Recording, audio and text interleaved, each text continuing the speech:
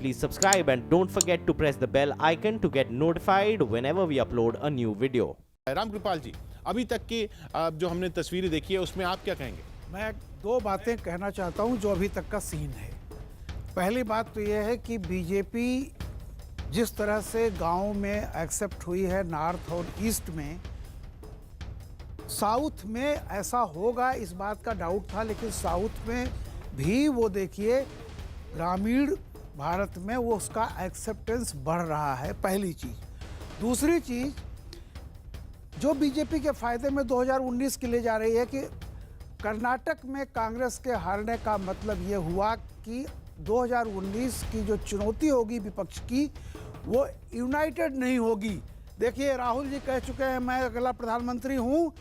अभी बीएसपी के हमारे साथी ने कहा था कि बहन मायावती जी खड़ी हैं। बहन मायावती जी का ऑलरेडी उनका अपना दावा है कि वो बनेंगे, अखिलेश जी का मौन समर्थन है, ऐसा उन्होंने कहा था। मुझे ऐसा लगता है कि आप अब कम से कम विपक्षी एकता जिसकी लिए ममता कोशिश कर रही थी कि वो कर्नाटक से शुरू हो, कर्नाटक में ही विपक्षी एकता के तार तार हो चुके हैं। और आने वाला समय ये बता दूं आपको, इसके रिजल्ट के बाद देखिएगा विपक्षी एकता तो शुरू हो चुकी है उत्तर प्रदेश में। कर्नाटक को सुपर इम्पोज मत करिए 2019 पर। नहीं पर विपक्ष बहुत बढ़िया बात कही इन्होंने।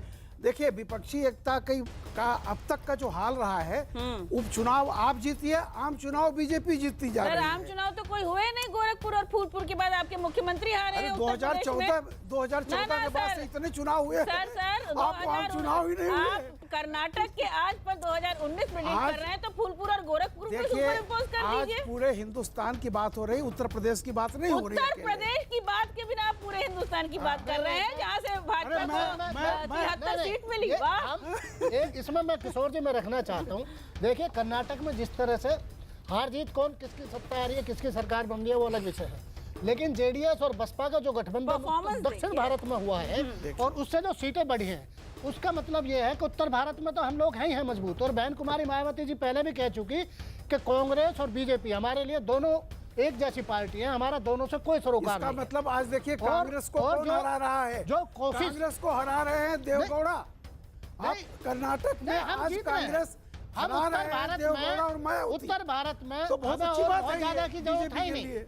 ये गठबंधन काफी है। कैसे अच्छा हो? देखिए हमारा हरियाणा में इनोलो से स्टेट गवर्नमेंट बना हरियाणा में इनोलो से गठबंधन है बसपा का। और इसी तरह से बहन जी लगातार जो करेंगी क्षेत्रीय पार्टियों में आप जो वो गठबंधन की जुड़ी है। और ये गठबंधन ही काफी है, ये गठबंधन ही भाजपा को हराने का काम करेगा। नहीं एक फ्रंट चल रहा है जो वो केसीआर, ममता बनर्जी और वो दूसरा वाला है। एक आपका है ममता बनर्जी, माफ कीजिएगा मायावती, अखिलेश यादव। केसीआर अलग कहाँ है? केसीआर आपके साथ है तो केसीआर तो कह चुके हैं कि नॉन कांग्रेस। ममता जी आपके साथ आ जाएंगी? आ जाएंगी। जो नॉन कांग्रेस नॉन बीजेपी वाला है वो सब एक साथ आने वाला। नहीं आप दोनों अलग अलग बातें कह रहे हैं। आप कह रहे हैं नॉन कांग्रेस नॉन बीजेपी, ये नॉन बीजेपी कह रही है। नहीं मैं नॉन कांग्रेस नॉन कांग्रेस के बीजेपी साथ आज के दिन में तो किसी का समझौता नहीं है ना इनका ना हमारा।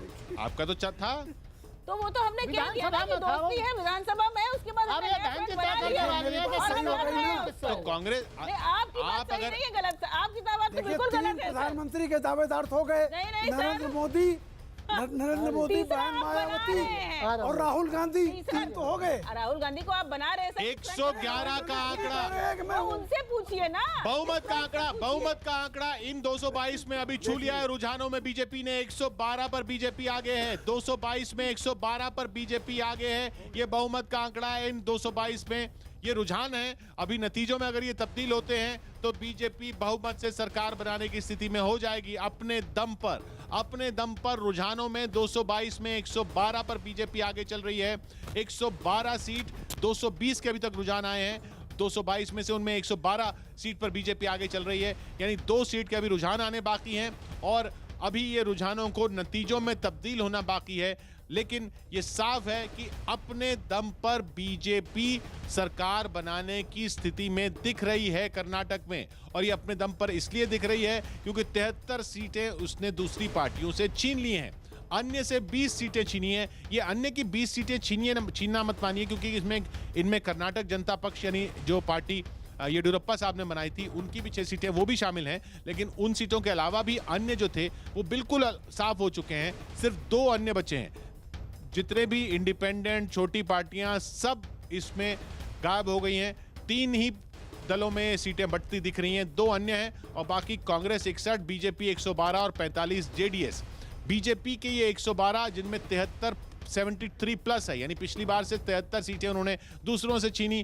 कांग्रेस 61 है, -51, यानी अपनी पिछली बार की 59 सीटें कांग्रेस ने दूसरों को गंवाई, जिसकी वजह से स्थिति यहां ये बनी है कि कांग्रेस की सत्ता जा रही है, एक और राज्य से जा रही है, एक और राज्य में बीजेपी फिर आ रही है और दक्षिण का द्वार जो कर्नाटक को बीजेपी लगातार कहती रही है वो द्वार खुल रहा है। अमिताभ, इसके बाद आगे ये बीजेपी के लिए क्या संकेत देते हैं? ये अमित शाह के लिए एक बहुत बड़ा संकेत है, क्योंकि उनके काम करने के स्टाइल पर, उनके टिकट में जो भी उनका तरीका रहा, उस पर बहुत सवाल उठे कि देखिए फूलपुर गोरखपुर अब ये शुरुआत है, अब ये होगा, अब वो होगा, लेकिन कर्नाटक में फिर उन्होंने लगातार वहां पे रहकर ये दिखा दिया है कि इलेक्शन जीतने के लिए क्या क्या किया जाना है वो करते हैं और इसलिए वो उनकी देखिए 113 पर पहुंच गई है बीजेपी।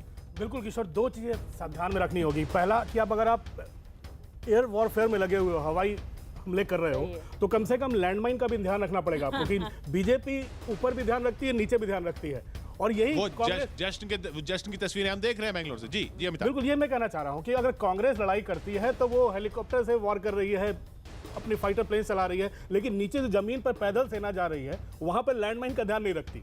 वो पैदल सेना को मजबूत करना पड़ेगा। अमित शाह का सबसे पहला काम होता है बूथ लेवल वर्कर्स की मीटिंग बुलाना, बूथ लेवल को मजबूत करना, बूथों पे कार्यकर्ताओं को लगाना, घर घर जाके वोटरों को पोलिंग स्टेशन तक लाना। तो ये काम जो होता है, और लोकल इश्यूज पकड़ना। हर जिले के लिए बीजेपी ने अलग अलग इश्यूज पकड़े थे। मैं आपको बता दूं, बेंगलोर में तमाम बीजेपी के कार्यकर्ता और प्रचारक बेंगलोर को क्राइम सिटी की तरफ प्रोजेक्ट कर रहे थे। किसी धर्मैया के चलते क्राइम सिटी हो गया। करप्शन को प्रोजेक्ट कर रहे थे।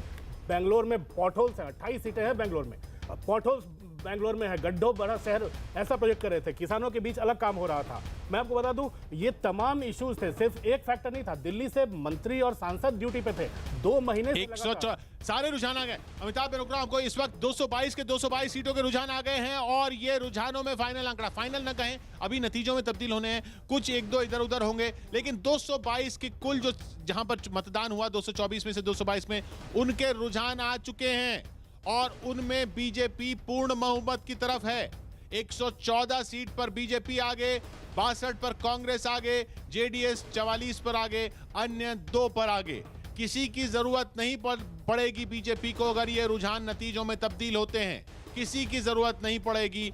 जेडीएस 44 सीट लेकर भी विपक्ष में ही बैठेगी। जेडीएस 44 का बड़ा आंकड़ा लेकर भी वो नहीं कर पाएगी जिसकी वो उम्मीद कर रही थी। क्यों नहीं कर पाएगी? क्योंकि कांग्रेस 62 पर सिमट गई है। रामकृपाल जी, मुझे एक बात कहनी है कि 2 उत्तर प्रदेश चुनावों के बाद उमर अब्दुल्ला और चिदम्बरम ने एक भविष्यवाणी की थी, कहा था कि 2019 भूल जाइए, 24 की बात कीजिए।